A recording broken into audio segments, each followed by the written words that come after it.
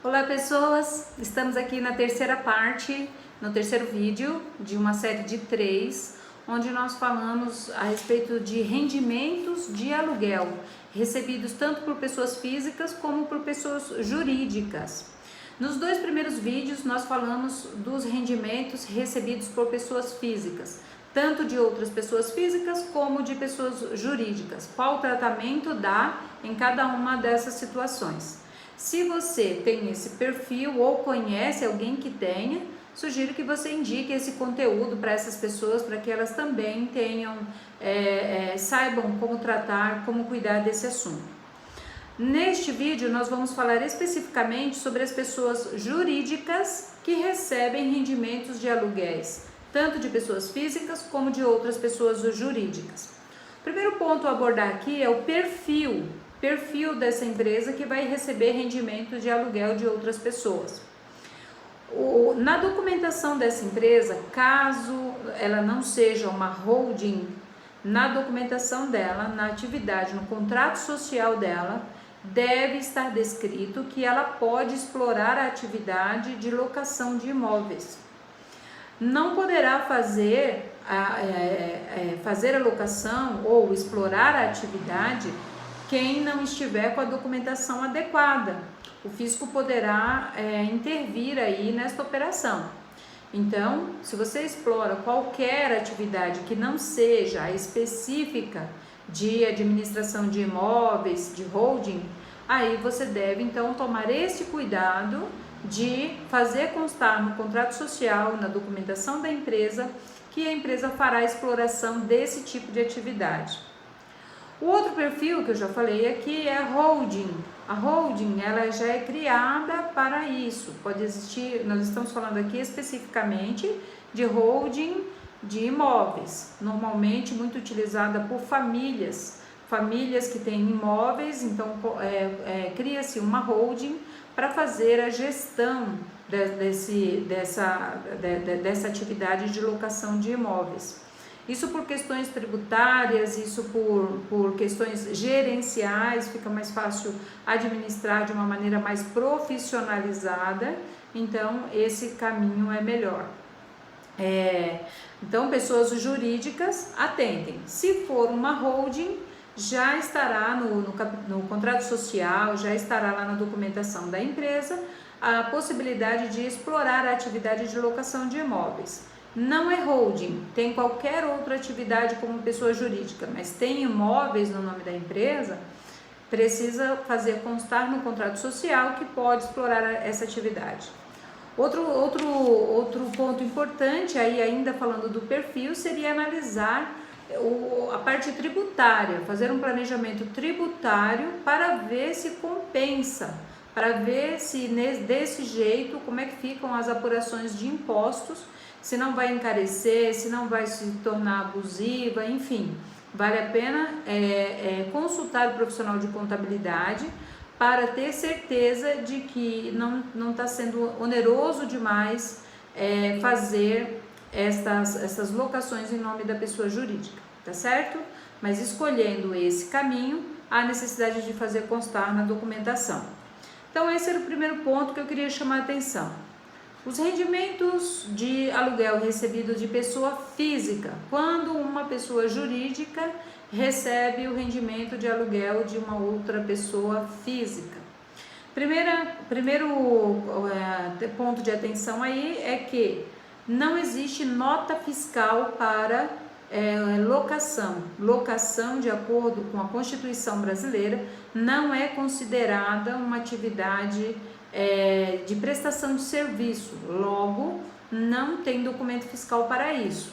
Sendo assim, cada um pode se organizar de uma maneira de preferência profissionalizada para ter os comprovantes dessas receitas ou desses rendimentos e também para documentar a pessoa que está fazendo o pagamento desses aluguéis. Esses comprovantes, como eu disse antes, eles não têm protocolo, eles não têm definição exata de como devem ser, mas precisam ser de forma profissionalizada. ter critérios mínimos aí de identificação e que comprovem a data de pagamento, esse tipo de coisa. Tem muitos sistemas no mercado que já oferecem esse tipo de ferramenta para as empresas que exploram esse tipo de atividade. Logo, não é nada difícil de se ter esse tipo de relatório. Os impostos incidentes, eles serão de acordo com o perfil da empresa. Então, não existe uma forma padrão, existem algumas formas de incidência de impostos onde a sua empresa vai se enquadrar de acordo com o perfil dela. Volto a dizer, esse é outro ponto que vale a pena sentar com os profissionais de contabilidade para entender por que desse jeito, por que calcula-se dessa forma, para estudar se esses são as melhores formas de tributar o rendimento de aluguel na sua empresa. Então, impostos incidentes, comprovantes e controles vão depender muito mais de relatórios gerenciais do que propriamente de obrigações fiscais. Mas esses relatórios, eles vão gerar todas as obrigações fiscais da empresa. Vão gerar os impostos que serão recolhidos, vão gerar as declarações que serão entregues para a Receita Federal posteriormente. Então, vale a pena investir tempo e profissionalização nesses controles. Outro ponto é o rendimento recebido de pessoa jurídica de outra pessoa jurídica. Pode acontecer de uma empresa fazer locação de imóvel para outra empresa. A exemplo do que já acontece com a pessoa física, quando isso acontece, a responsabilidade do recolhimento dos impostos é do locador, é da empresa que é dona do imóvel. Então, não existe, não se fala em retenções, não se fala em obrigação do outro que está fazendo a locação do imóvel, e sim de quem é dono do imóvel. As obrigações de fazer as apurações e os recolhimentos são da pessoa jurídica dona do imóvel. O que uma pessoa jurídica, então, deve atentar para fazer direitinho a documentação e a informação desses rendimentos de aluguel? A lei é clara, ela determina de quem é a responsabilidade do que e quando, né? Então, vale a pena aí atentar para essas datas e entender onde a pessoa jurídica se enquadra nesse caso. Ainda, alguns documentos aí que precisa prestar bastante atenção. O balanço da empresa, que vai constar todas essas informações contábeis e, consequentemente, vai demonstrar os resultados apurados. A identificação das partes, quem é locador, quem é locatário e as obrigações fiscais e os direitos de cada um. Além disso, quando se explora a atividade de locação de imóveis, você tem aí outras pessoas envolvidas nesse contexto que também vão tratar das mesmas informações. A imobiliária, uma imobiliária que esteja administrando os imóveis ou cuidando dessas questões para o locador. A contabilidade, onde se faz a escrituração, a apuração de impostos, onde se demonstra os rendimentos que vêm desses aluguéis.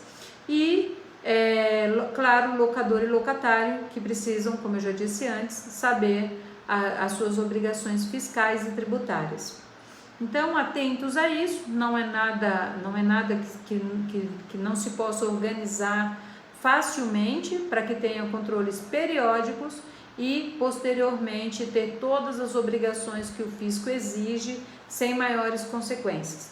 No meio do caminho ainda, tem a parte mais importante, que é verificar junto aos profissionais de contabilidade se a parte tributária está correta, se a parte tributária é adequada e, claro, fazer as demonstrações contábeis para que se apurem os resultados e se consiga ver com clareza qual é a movimentação ou quais são as tratativas que estão impactando diretamente naquelas receitas, para que se apurem os melhores indicadores aí da exploração da atividade.